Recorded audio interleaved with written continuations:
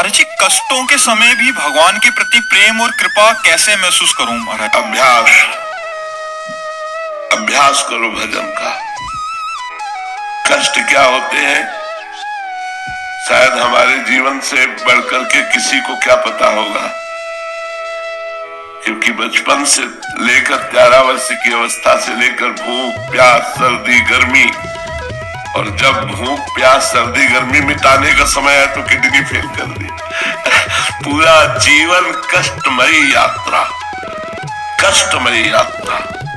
वृंदावन के सिवा पूरे जीवन में कभी रसोई से गर्म रोटी निकली हो और हम बैठकर पाए हो, ऐसा पूरा जीवन नहीं।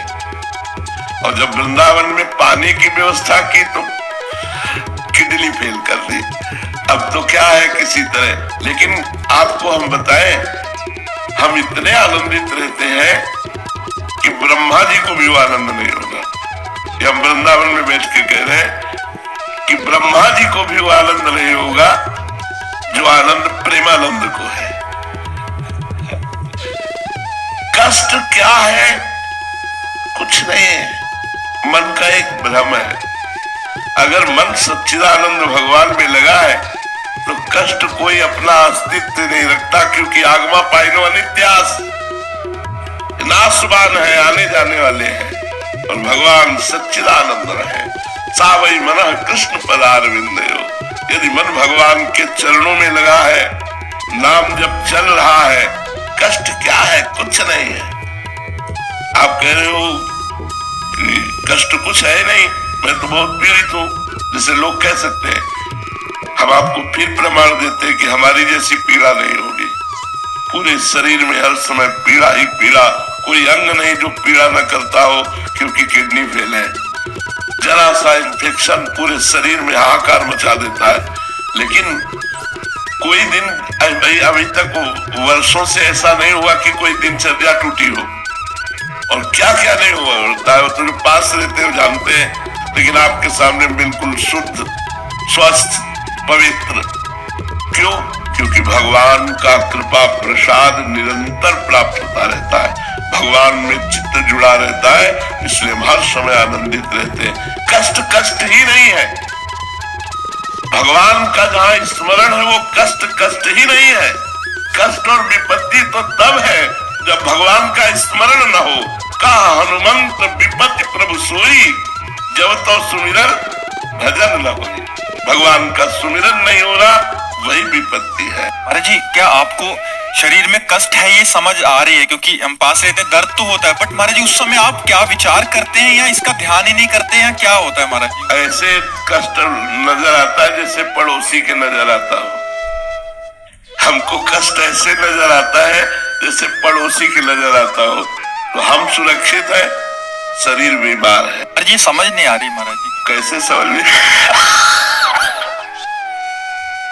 गोस्वामी जी ने लिखा है, यह रहस्य रघुनाथ कर बेगी न जाने कोई, जो जाने रघुपति कृपा सपन्यों मोहन होई। जो भगवान के रहस्य को, अपने स्वरूप को जान जाता है, वो फिर भ्रमित नहीं होता। इसलिए भयानक से भयानक पीड़ा में भी भगवदानंद बना रहता है, और भगवदानंद के प्रभाव से किंचन मात्र दुख का अनुभव नहीं होता। पहेली का कब रहस्य समझ आएगा महाराज? जब चित्त वृत्ति एक भी सेकंड के लिए संसार में नहीं जाएगी, केवल भगवान में रहेगी, तब इस पहेली का। तभी एक ने कहा था, हम आपको जान गए। तुम कल नहीं भैया, तुम पांच भौतिक शरीर को देखकर कह रहे हो जान गए, प्रेमानंद को जान लोगे तो तुम निहाल हो जाओगे। प्रेमानंद को तुमने नहीं जाना, पांच भौतिक शरीर को देखकर तुम कह रहे हो हमें नहीं जाना। हमें जान जाओगे तो निहाल हो जाओगे, निर्विकार हो जाओगे, दुखों का अंत हो जाएगा। महाराज जी आप कौन है?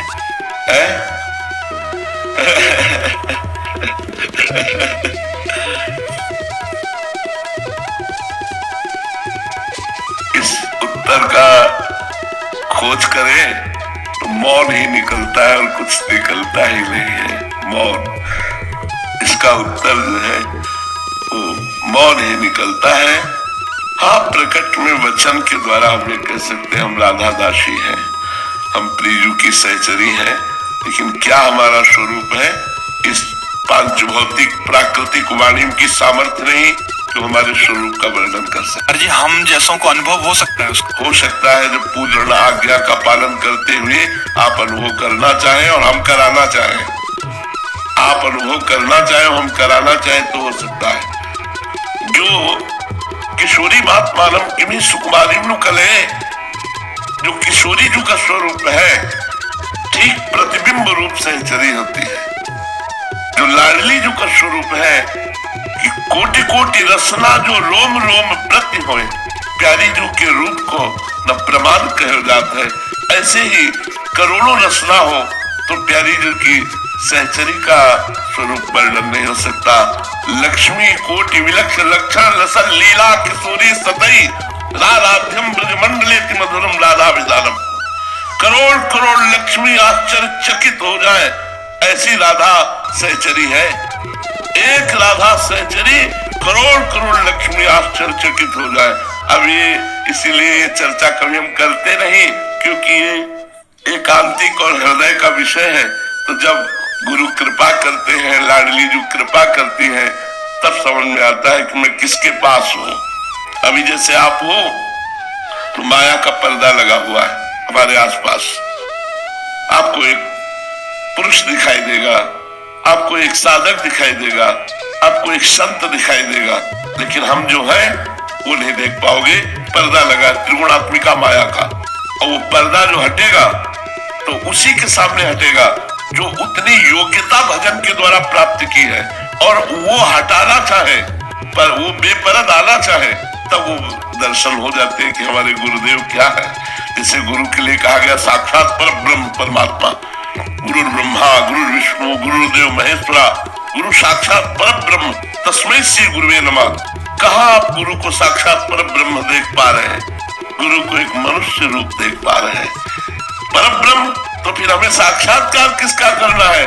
मैं अपने गुरुदेव को देख रहा हूँ, पर ब्रह्म को देख रहा हूँ, मैं अपने गुरुदेव से बात कर रहा हूँ, पर ब्रह्म से बात कर रहा हूँ। मुझे अब और कोई पर ब्रह्म नहीं चाहिए। ध्यान मूलम गुरु मूर्ति, पूजा मूलम गुरु पदम, मंत्र मूलम गुरु वाक्यम, मोक्ष मूलम गुरु कृपा। शिष्य निहाल हो जाए यदि गुरु को ऐसे मान ले, ऐसे समझ ले, और भगवान की कृपा से ऐसी समझ आती है। यदि हमारी आसक्ति किसी एक इष्ट भगवान में हो, पर जिन गुरु के प्रति हमारे मन में गहरी आसक्ति हो उनकी इष्ट भावना किसी अन्य भगवान में हो, तो ऐसी स्थिति में साधक को क्या करना चाहिए? गुरु भगवान की आराधना करोगे तो तुम जिसमें प्रेम करते हो, यदि वास्तविक तुम प्रेम करते हो तो उसी की प्राप्ति हो जाएगी। यदि अगर सही आसक्ति नहीं हुई तो गुरु प्रदत्त मंत्र नवीन इष्ट की आसक्ति पैदा कर देगा।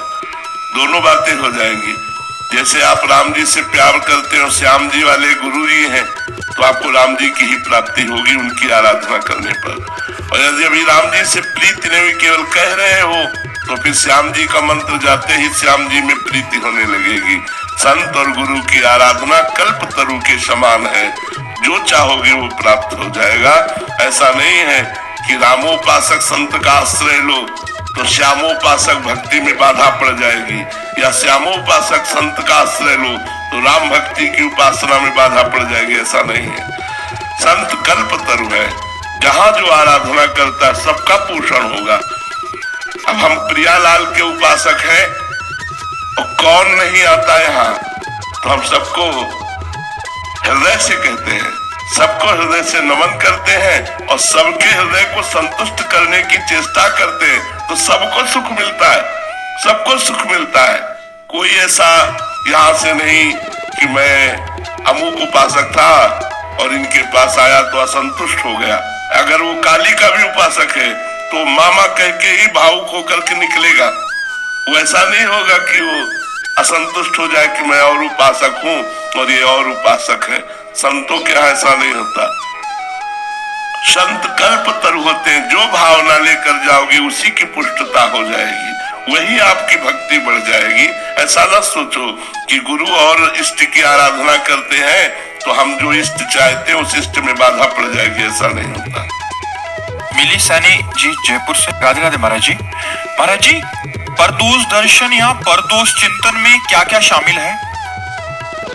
सब कुछ किसी के प्रति जरा भी हे भाव आए तो बस जान लो परदोष दर्शन प्रारंभ हो गया।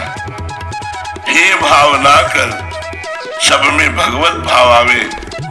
भगवत भाव के सिवा और जो भी दर्शन हम करते हैं वो सब दोष दर्शन ही करते हैं।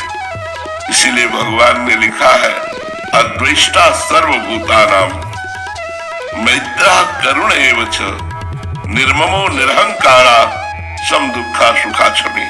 मुझे कौन भक्त प्रिय है? जो अद्वेष्टा, समस्त भूतों में दोष रहित दृष्टि। तो दोष रहित दृष्टि क्या होती है? सिय राम में सब जग जानी, करो प्रणाम जोरि जुग पानी। सारा जगत भगवत स्वरूप है, इसके सिवा और हम जो कुछ देखते हैं वो सब दोष दर्शन ही है। सुनो तात मायाकृत गुण दोष अनेक, कहाँ तक वर्णन करे? गुणया उभय न देखी, देखी स्वविवेक। सबसे बड़ा गुण है न गुण देखना न दोष देखना, भगवत बुद्धि करना। सब भगवान के स्वरूप है ऐसा मानना। इसके अलावा जो हम देखते हैं उसमें गुण दोष बुद्धि हो ही जाएगी। गुण में स्तुति और दोष में निंदा। जहाँ स्तुति निंदा के चक्कर में पड़ा तो माया प्रपंच उसे फंसा लेता है और उसके हृदय को मलिन करके कामादि दोषों से युक्त कर देता है। इसलिए परदोष दर्शन, परदोष चिंतन, परदोष कथन, परदोष श्रवण ये सब वर्जित है परमार्थ में। जहाँ पर चर्चा शुरू हो भगवत चर्चा के सिवा वही रोक देना चाहिए। तब सुख हरिवंश गुण नाम रसना रटत और बहुवचन अति दुखदानी।